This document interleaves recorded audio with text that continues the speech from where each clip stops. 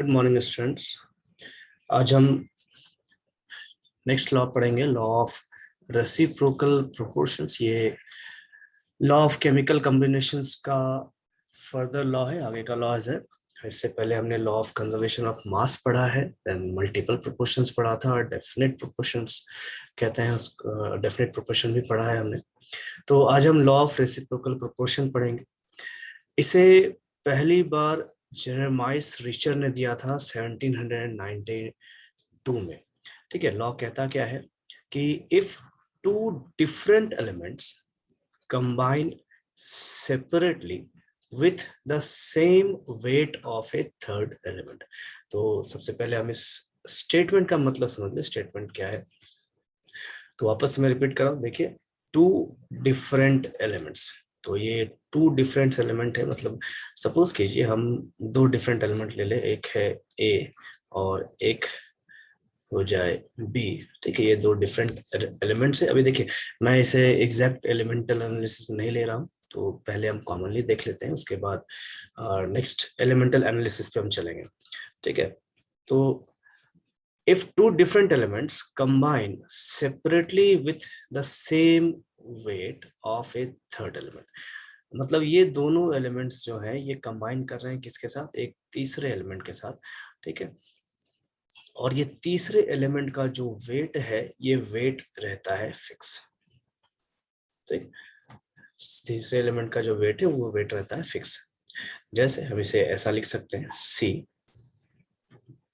ए और C B. मतलब एक एलिमेंट है सी जिसका वेट जो है ये फिक्स कर दिया जाए, और इस सी के साथ ए एक बार कंबाइन होता है, ठीक है, और बी एक बार कंबाइन होता है। देन आगे देखते हैं, the ratio of the masses in which they do so are either the same और a simple multiple of the mass ratio in which they combine. ठीक है, अब ये कहता क्या है कि एक एलिमेंट है सी जिसका वेट फिक्स है, और इस सी के साथ एक बार ए कंबाइन हो रहा है, कंबाइन होकर क्या बना रहा है, ये ए सी बनाता है। एक बार सी के साथ बी कंबाइन होता है और क्या बनाता है, बी सी बनाता है। ठीक है, तो इस जगह पे इन दोनों का हम रेशियो देखेंगे, that is A is to C का, और यहाँ पे हम देखेंगे बी इज टू सी का। तो इस जगह पे बेसिकली क्या है, सी जो है, सी हमारा फिक्स्ड है, सी हमारा फिक्स्ड मास है। तो रेशियो हम किसका लेंगे, ratio of A is to B. ठीक, यहाँ पे हमको कुछ ना कुछ रेशियो आएगा। सपोज कीजिए ये रेशियो आता है x इज टू वाई का। ठीक, अब क्या कहता है लॉ, कि मैं लॉ को वापस से पढ़ रहा हूँ, ठीक है, वापस से देखते हैं इसे। The ratio of the masses in which they do so are either the same or a simple multiple of the mass ratio in which they combine। ठीक है, अब सपोज कीजिए ये A और B आपस में कंबाइन करते हैं, तो क्या बनाते हैं, A B बनाते हैं। ठीक, तो इस जगह पे इनका जो रेशियो होगा, मतलब रेशियो ऑफ ए बी, जब ए और बी डायरेक्टली कंबाइन करते हैं, मतलब ए इज टू बी, जब ये डायरेक्टली कंबाइन कर रहे हैं, तो सपोज कीजिए इनका रेशियो क्या है, x1 इज टू y1। ठीक है, तो लॉ कहता क्या है कि अगर तीन एलिमेंट्स हैं, तीन एलिमेंट्स कंबाइन कर रहे हैं, वो भी कंबाइन कैसे कर रहे हैं, तो उसमें से एक एलिमेंट का मास जो है फिक्स्ड है, मतलब यहाँ पे ये जो एलिमेंट सी है इसका मास फिक्स्ड है। अब इसके साथ एक बार ए कंबाइन हो रहा है, कंबाइन होने के बाद क्या बना रहा है, ए सी बनाता है, और सी के साथ एक बार कंबाइन हो रहा है बी, और क्या बनाता है, बी सी बनाता है। तो यहाँ पे सी का मास फिक्स रहेगा, और ए और बी का जो रेशियो है वो रेशियो हमने यहाँ कितना लिया, एक्स टू वाई। और जब ए और बी खुद से कंबाइन हो रहा है, कंबाइन होने के बाद ये क्या बना रहा है, ए बी बना रहा है। इस जगह पे ए बी का जो रेशियो वो हमने क्या लिया, x1 इज टू y1। अब ये कहता क्या है लॉ, कि जब इस तरीके से एलिमेंट्स कंबाइन होते हैं, तो जो ये दोनों जो रेशियो है x इज टू वाई, ठीक है, ये रेशियो, और यहाँ पे ये जो रेशियो है x1 इज टू y1, तो ये रेशियो या तो आपस में बराबर होंगे, that is x is to y जो है वो बराबर होना चाहिए किसके, x1 इज टू y1 के।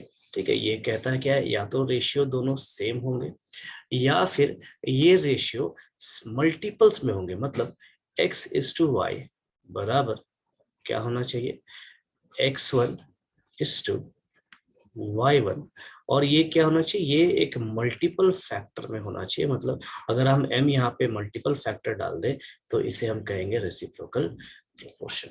ठीक है, तो इसी चीज को हम रियल एग्जांपल में देखेंगे, रियल एलिमेंटल एनालिसिस में देखेंगे। ठीक है, सपोज कीजिए तीन एलिमेंट्स है, एक है कार्बन, एक है हाइड्रोजन और एक है एक मिनट, कार्बन, हाइड्रोजन और तीसरा है ऑक्सीजन। तो इस जगह पे सपोज कीजिए कि हम किसी का भी यहाँ पे वेट अगर फिक्स कर दें, तो सपोज कीजिए हम यहाँ पे कार्बन का वेट फिक्स कर देते हैं, तो कार्बन के साथ एक बार कंबाइन हो रहा है हाइड्रोजन और एक बार कंबाइन हो रहा है ऑक्सीजन। तो यहाँ कार्बन का वेट हम क्या करते हैं, फिक्स कर देते हैं, कितना होना चाहिए वेट, ये होना चाहिए 12 ग्राम। और कार्बन जब एक बार कंबाइन हो रहा है हाइड्रोजन के साथ, तो ये क्या बना रहा है, CH4। कार्बन जब ऑक्सीजन के साथ कंबाइन हो रहा है तो ये क्या बना रहा है, CO2। तो इस जगह पे हम क्या देख रहे हैं कि कार्बन का एक एटम है CH4 बना रहा है, कार्बन का एक एटम है जो CO2 बना रहा है। तो mass of carbon is equals to 12 gram, किसमें, एक तो मीथेन में और दूसरा CO2 में। उसके बाद अब हम यहाँ क्या देखेंगे, हम यहाँ रेशियो देखेंगे, किसका रेशियो, तो रेशियो हम यहाँ देखेंगे हाइड्रोजन और ऑक्सीजन का।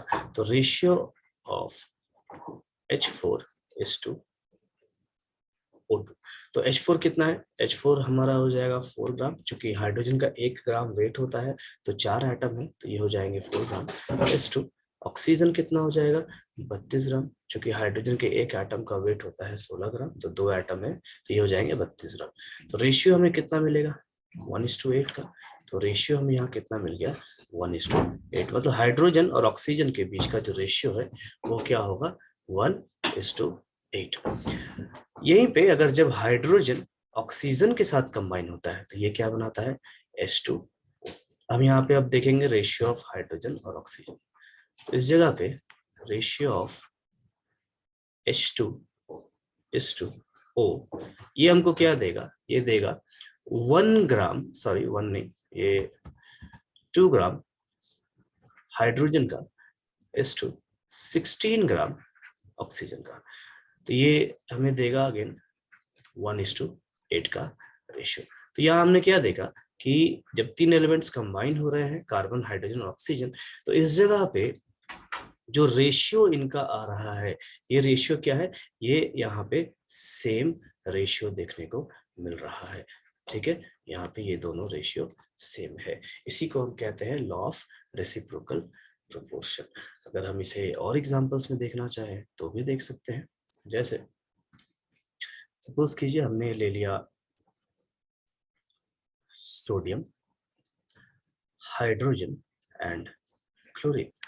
तो सपोज कीजिए हाइड्रोजन हमने लिया, हाइड्रोजन फिक्स्ड मास हमने ले लिया, और ये हाइड्रोजन के साथ क्या कंबाइन हो रहा है, एक बार सोडियम कंबाइन हो रहा है, क्या बनाता है, NaH बनाता है, और एक बार इसी हाइड्रोजन के साथ क्या कंबाइन हो रहा है, क्लोरीन कंबाइन हो रहा है, और क्या बना रहा है, HCl। ठीक है, तो इस जगह पे हम जो रेशियो देखेंगे, मतलब ये जो हाइड्रोजन है, ये दोनों हाइड्रोजन का मास यहाँ फिक्स होगा, कितना होगा, तो H का जो मास है वो फिक्स मास हो जाएगा, और कितना होना चाहिए, ये होना चाहिए 1 ग्राम के बराबर। ठीक है, ये कितना होगा, 1 ग्राम के बराबर। तो जो रेशियो होगा इस जगह पे, रेशियो किसका, सोडियम इज टू क्लोरीन का, ये रेशियो हम कितना देखेंगे, ये देखने को आएगा हमें 23:35.5।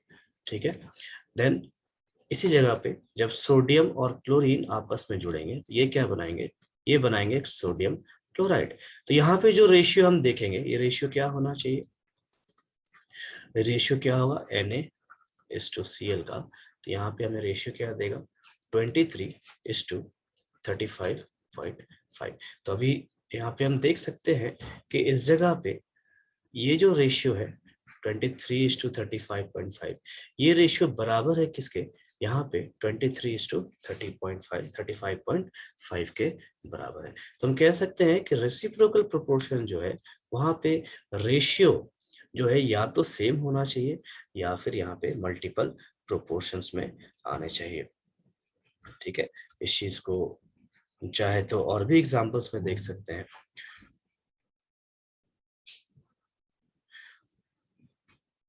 ठीक है, तो फिलहाल मैं इसे यहीं पे रखता हूँ। ये हमारा लॉ ऑफ रेसिप्रोकल प्रोपोर्शन था, जो कि लॉ ऑफ केमिकल कॉम्बिनेशंस का ही एक लॉ है। ठीक है, डिफरेंट डिफरेंट लॉज है, उसी का ये एक लास्ट लॉ है।